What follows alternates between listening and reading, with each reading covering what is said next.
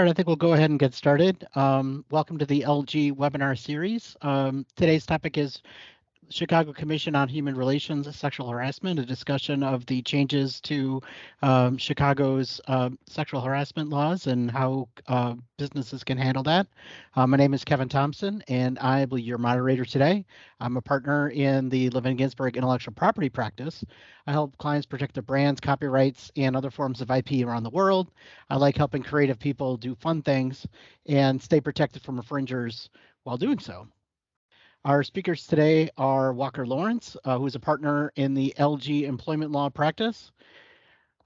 He works with his clients to mitigate the wide-ranging pitfalls of employment law, to handle sensitive investigations, protect trade secrets, implement proactive employment policies and procedures, and avoid distractions created by wage and hour claims, discrimination complaints, and government investigations.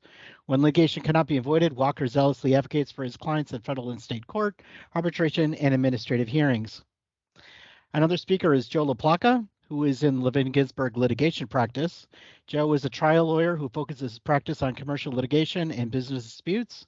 Joe has litigated a broad range of commercial matters, including contract disputes, landlord-tenant claims, business torts, non-compete and non-solicitation disputes, and misappropriation of confidential information cases. Additionally, Joe has extensive experience in negotiating licenses and contracts with government entities. As a housekeeping matter, please feel free to use the Q&A function within Teams to send us in questions. I'll interrupt Joe and Walker as appropriate, or possibly hold the question until the end if that's more important or more appropriate, depending on where we are at that particular point in the presentation. This webinar is being recorded for future replay, so if you're watching that replay and have questions at that time, please contact Walker Lawrence as appropriate. His contact details are on our website, levinginsburg.com. Next slide, please, Joe.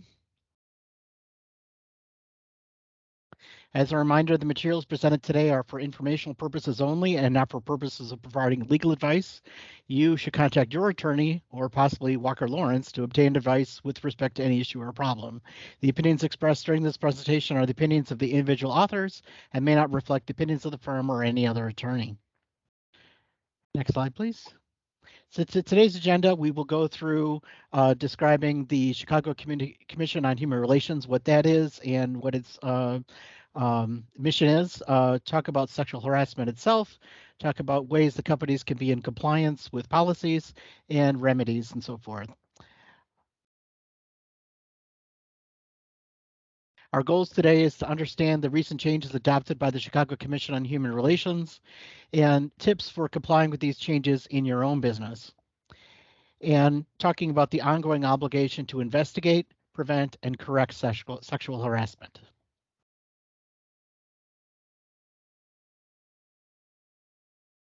With that, I'll turn things over to Joe. Thank you, Kevin, and welcome to everyone tuning in. So there are several important updates to the Chicago Commission on Human Rights, and otherwise known as the CCHR laws, that we're going to touch on today. I also want to note that while we are going over the, we are only focusing really on laws that affect employees in the city of Chicago, that these laws are likely going to expand to nearby suburbs and eventually probably statewide at some point. So important to keep that in mind. So here are the amendments to the CCHR that you should be aware of. The expanded definition of what sexual harassment now means, mandatory written policies, increased statute of limitations, meaning that there's an increased amount of time that a claimant has to file their claim with the CCHR, updated notification requirements to reduce retaliation, and enhanced penalties for violation of CCHR policies.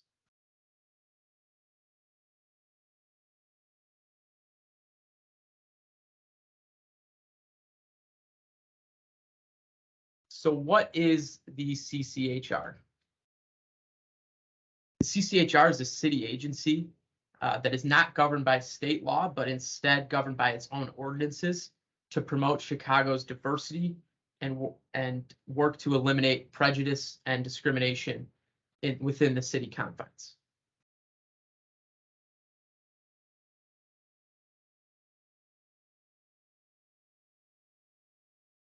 CCHR, the scope of the CCHR is it enforces Chicago Human Rights Ordinance and Chicago Fair Housing Ordinance. Its rules cover employment, housing, credit transactions, bonding, and public accommodations.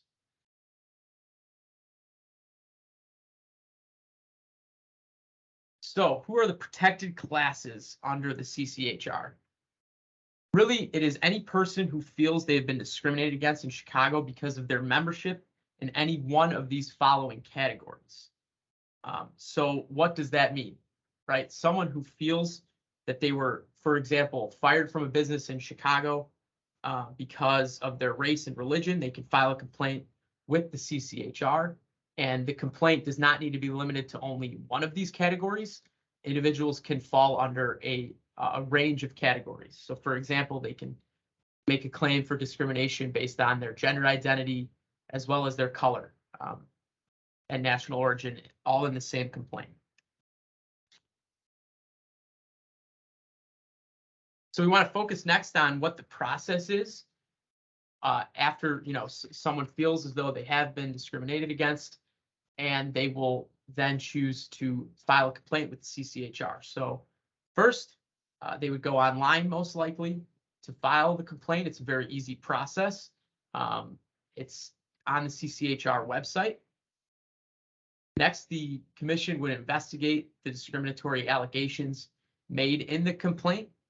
And if they deem that there's substantial evidence of a violation, they'll conduct a hearing, an administrative hearing, and will issue a ruling which may impose fines, damages, and injunctive relief if the violation is proven at that hearing.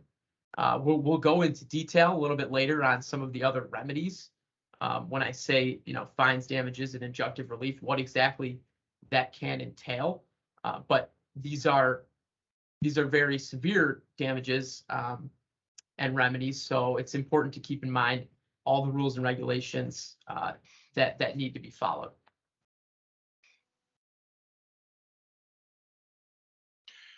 Next, I'll turn it over to Walker Lawrence to get into a little bit more detail on what sexual harassment is under the CCHR. Thanks, Joe. Kevin, also for your opening remarks. One thing that I want to just emphasize is the Chicago Commission on Human Relations is an unusual bird. Many businesses haven't heard of it. I've done a presentation similar to this with managing partners of several law firms that many of which you will know that didn't even know this existed. It's a unique forum. It is a forum, though, that has expansively broad concerns and protected classes that doesn't exist anywhere else in the state. And that's why it's so important if you're a covered business here in the city of Chicago. If we can move on to the next slide, let's talk through some of those key things, which is who is covered by CCHR. So that's the first thing. It has a limited scope jurisdiction, meaning that it only applies to those employers that fall within this definition, or it has to handle these employees. So with regard to the employers, who does it apply to? It's pretty simple. It's any business that has a physical presence within the city of Chicago, or a business that requires a license to operate in the city. So where's that second one come in? Let's think you have a plumbing business. It's based in Wilmette, but you come and you perform services and subcontracting services here in the city. You need a license to do that. As a result, you're subject to the city of Chicago's ordinances, including the regulations of the CCHR. Now, the employees with which the CCHR is designed to protect is those employees performing a general small amount of services within the city boundaries. So if it's, again, we're talking, we have a medical practice, I have an office in Wilmette, I have a business in Chicago. My Wilmette employees stay in Wilmette. My employees in the city of Chicago stay in Chicago. Your Wilmette employees are not subject to these rules, but your Chicago ones are. So we have to keep that in consideration. What complicates this is often businesses switch and they have people covering the non-Chicago office. They have people covering the Chicago office. At that point, you've got to figure out who's covered, and the best general answer is everyone as a conservative approach.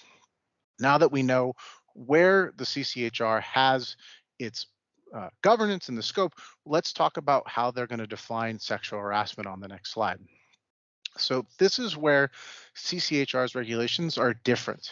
So most laws, like the Illinois Human Rights Act, as well as the Title VII sexual harassment law under the federal law, define sexual harassment as these first two provisions that you see here. Unwelcome sexual advances or unwelcome conduct of a sexual nature. Pretty simple. Someone engages in behavior that is unwelcome and it's sexually driven. Now, the second part is, again, the other one that we often hear, quid quo pro, where someone is offering to provide or requesting sexual favors in exchange for some benefit, an increased promotion, failure to fire, a new job opportunity, extra money, where you give me something, I give you something in return. The third kind of sub part of that second one is the one that everyone kind of talks about, which is called hostile work environment. And we're going to dive into that in the next set of slides. But that's where the culture, the engagement, the world that someone is working in is so sexually driven by conduct. It could be actions, it could be talk, it could be innuendo, that it impairs that person's ability to perform their job. Now, here's the third one, and that's particularly unique to CCHR. And it is called sexual misconduct. That is where it is any behavior of a sexual nature which involves the coercion, abuse of authority, or misuse of an individual's employment position. Essentially, if I use my employment position to force you to do something of a sexual nature, that's sexual misconduct. It is as broad as you can think about in the context of sexual harassment. Now, let's talk through on the next slide the two types of sexual harassment that we deal with. So there's quid quo pro, and then there's hostile work environment. Quid pro quo, for Latin, you do something for me, I'll do something for you. This is the big stories we hear about. Have sex with me, then you'll get promoted. Very simple. The hostile work environment is the more nuanced. It's the one where lawyers get involved. It's where, hey, there's all this sex talk, there's all these jokes, the people are just driven by sexual conduct and discussion that me, the victim, finds it so unwelcome and so impairing that it impacts my ability to do my job, or it creates an environment that I'm intimidated and offended to be in. That's a hostile work environment. Now, let's talk about unwelcome behavior on that next slide. The key here in sexual harassment is unwelcome. And unwelcome in whose eyes? Is it, third party? Is it, just a reasonable person standard? The answer is it's the victim. And that victim, as you'll hear, is not only someone that is the director, the recipient of the sexual conduct, but it could be a third party. It could be a bystander. It could be a witness. So unwelcome behavior is something where the beholder regards that conduct as offensive. And it has to be, remember, sexually driven. The other thing is behavior can be welcome, a joke going along, but then it just kind of crosses that line and it becomes unwelcome.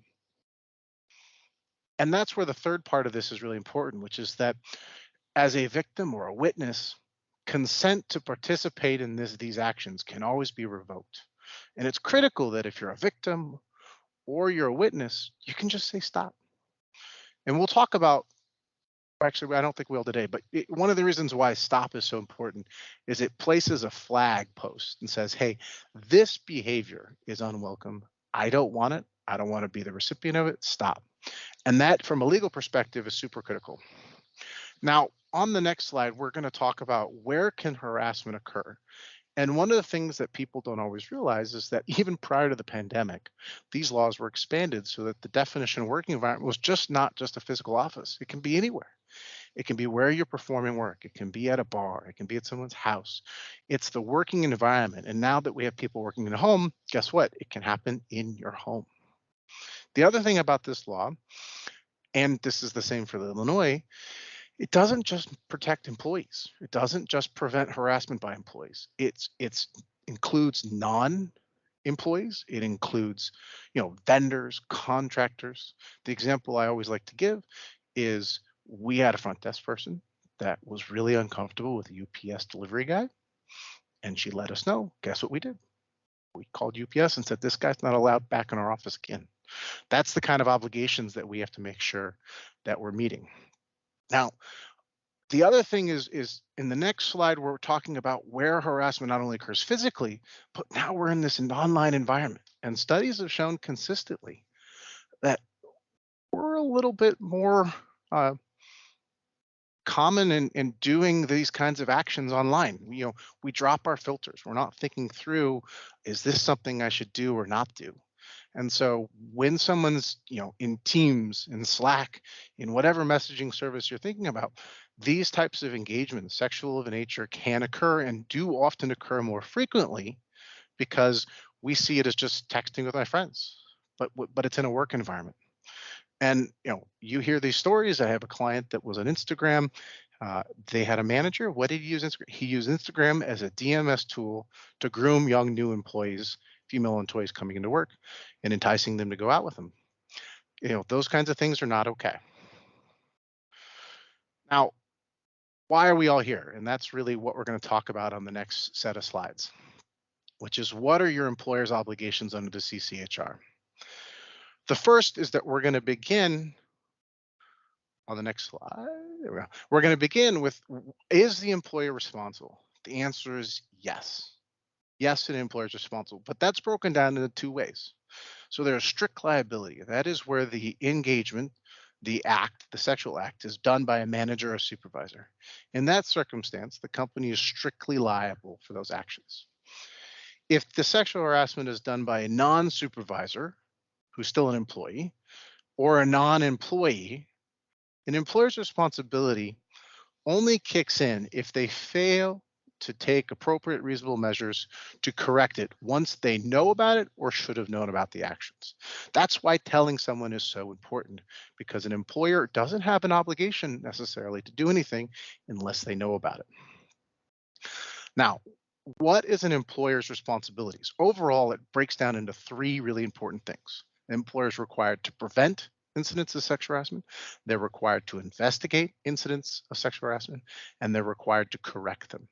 These are the three boundaries that an employer is obligated to follow through when we're dealing with these. Now, with regard to CCHR, what are the employer's obligations?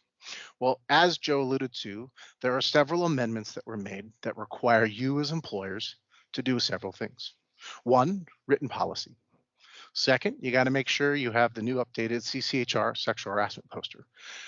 3, you got to offer training, and we're going to go through that. It's up to potentially 3 hours of training. And then 4, the records related to the training, the policies, and the posters you have to maintain for 5 years. So let's first talk about the written policy. First, you have to have a statement about sexual harassment and it's illegal in the city of Chicago. You also have to have a definition, which is consistent with the definition we talked about earlier that has that expanded third category. The other thing is the policy has to lay out the requirements of training. And as you'll see there, every employee is required to have at least 1 hour of sexual harassment prevention training, 1 hour of bystander intervention training, and then for supervisors, they have to have an additional hour of sexual harassment prevention training. You also need to provide specific examples of conduct that's prohibited. And then there needs to be specific details outlining how an employee can seek relief with the Chicago Commission on Human Relations should they believe that there be a violation of the act. Now, this written policy, one of the things I will give credit to if we move on to the next slide, is the Chicago Commission on Human Relations has done an excellent job of providing templates and information for employers so they can implement this with minimal cost. So a couple things to consider. One, the policy has to be written in the employee's primary language. So if your workforce is English, Spanish, Polish, Russian, Chinese, Mandarin, whatever it is, you've got to provide your policy in their primary language. You'll see this poster also has to be the same. There's a link there, you go there, all that information is right there for you in about every language you can conceive. Now let's move on and talk about the training. Now, as many Quick question. Question came in. If we have remote employees in Illinois as well as out of state who don't come into the Chicago office directly, but they work on projects remotely for Chicago clients, do they need to take this training? We'll talk about that, I think, later on. The answer is generally yes. So if you have a contractor or someone that's engaging with your Chicago people and your Chicago clients, I would include them in this training. Thank you. So the training section. This is a little confusing. As probably many of you know, state of Illinois also requires training, but it's only 1 hour. Remember, CCHR is up to 3. So the CCHR says that Illinois sexual harassment training is sufficient for that 1 hour of sexual harassment prevention training. However, you still have to do the bystander training and you have to do the additional hour for management under CCHR. The other thing you have to remember is timing. And this is where the laws get quirky a little bit in Illinois. Illinois Department of Human Rights, the Illinois law, not CCHR, says your training has to be done once every year by December 31st. CCHR says once every year by the end of the city's fiscal year. As many of you probably know, that ends June 30th. So here's my recommendation. Do your training January. You get your training for that year for the state done, and then you know you're making sure you get it done for the city within that fiscal year. Otherwise, it can get a little complicated where you have to do training twice potentially in a year. Now let's move on. Now, I am a huge proponent. Use the templates. Very simple why. 1, doesn't cost you a thing. 2, you can't really be subject to a complaint that you didn't provide the right training if you use the training the government provided you. So you can provide your own training. You can modify it. I certainly recommend some modifications, but it should be really fine-tuned and be tied to that training. It's required to meet those provisions, or it has to exceed those standards. The minimum requirements are laid out right there, and the key topics that we're going to talk about is what is sexual harassment, examples of sexual harassment, the complaint procedures, and you're going to walk through the 3 major ones: federal, state, and city. The internal investigation process of your business, so your employees know how they can get resolution, and then a summary of the remedies that are available. Now, if you may recall, we also have manager and supervisor training. That's going to go into a little bit more detail about how prevention, investigation, correction, and then talk about how supervisors, they're potentially responsible under these laws. That's one of the reasons, again, why stop is super important. When you say stop, you place a placeholder that person may now be subject personally. We'll also often best practices to walk through mistakes that managers often fall into so we can mitigate risk. Because as you may remember, strict liability. If a manager or supervisor engages in these actions, the company is responsible. This is where your highest risk point is.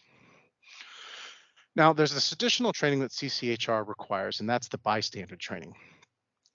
Bystander training is designed to implement a safe and effective practice and tools for witnesses, bystanders of these actions so that they take steps to prevent it. One of the things that comes into play is when there's lots of people that see it's happening or think it's happening, there's this crazy effect. No one does anything about it. The more bystanders, the less people do anything. And so the bystander training, and there's some studies that have supported this, is more effective at preventing sexual harassment than going through a standard training. Why? Because you're teaching people the tools and giving them the authority and power to engage, prevent sexual harassment from happening. And what this training talks about is recognizing sexual harassment, recognizing the barriers that exist that make you not capable of engaging, overcoming those barriers and taking those steps, and then leading ultimately doing something direct to stop that harassment. Now, the most important thing and the most valuable thing that you're going to come here for today is this page. You're going to get the slides after this presentation. All of the information that you need to put into place to meet the obligations of CCHR are on this website. There are example policies, there are the posters, there is training. All 3 of the trainings are there. All you need to do is download them and put them into practice. If you're more curious for additional training material, I've posted a few other links here of free online materials that are also very helpful if you want to expand your knowledge on where you're going. And with that, I'm going to shoot this back over to Joe. Thank you, guys.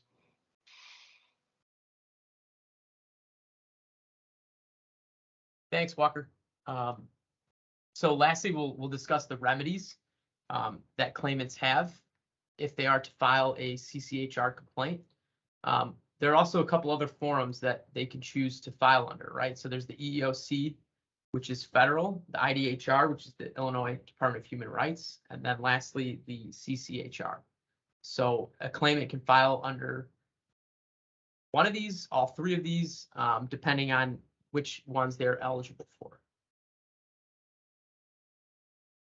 So just focusing today on the CCHR and the remedies available there. As I stated earlier, once the CCR completes its investigation, if they determine that there's substantial evidence of a violation, the case will go to a public administrative hearing. The hearing will then recommend a decision, at which point the board will decide whether or not to accept, reject, or modify that decision and what liability there is. So importantly, the fine based on the updated rules is that it's gone from 5,000 to 10,000 per violation, and those fines are paid directly to the city. And then there are also remedies to the complainant. So if they prevail on their claims, they will be awarded remedies that would make them whole. So what does that mean to make somebody whole? We described earlier that it was potential damages, injunctive relief, or fines. So that could include back pay, lost benefits, that an employer may have to hire that particular person. So there's lots of things to consider, and the penalties are severe for a violation under the CCHR. There are also several different penalties for other businesses that we've listed below, and those are the statutory violations and what the penalties are for those, and those include businesses or liquor license that will apply to bars and restaurants. And then there's also the if there's a violation, a employer, they could potentially lose their eligibility for city contracts, which obviously is pretty severe, but the CCHR is cracking down, and these are the remedies that are in place for claimants under the CCHR. And with that, we'll open it up to any questions that anyone may have. You can use the chat feature. I'll also turn it back over to Kevin if he had anything else to add. I'm going to quickly jump on top of Pam's question. Does this apply to private schools? Extremely complicated question. So the first question is, what type of private school is it? If it's parochial and driven by religion, recent Supreme Court precedent would say no, they don't have to apply by these. If it's like a Montessori school or something that's not driven by a religious position, then yes, they would likely have to comply with these.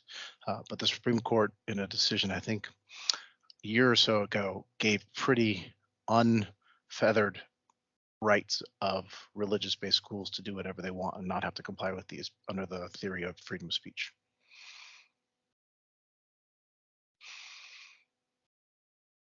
All right.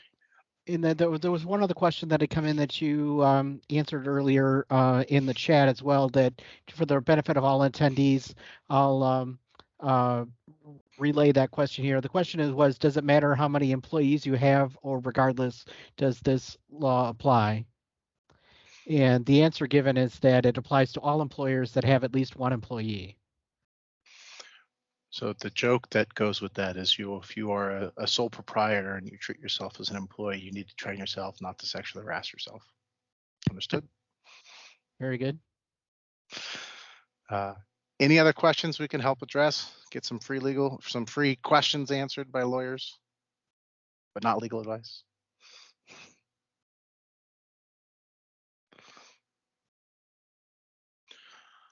All right then.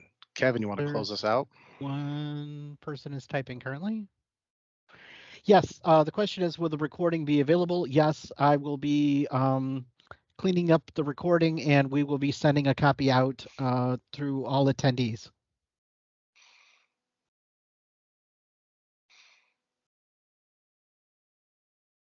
And if there's no further questions, I think we will call this a day, and thank everybody so much for attending. And I'd like to thank you all for coming to the LG webinar series. Thank you, everyone. Thank you.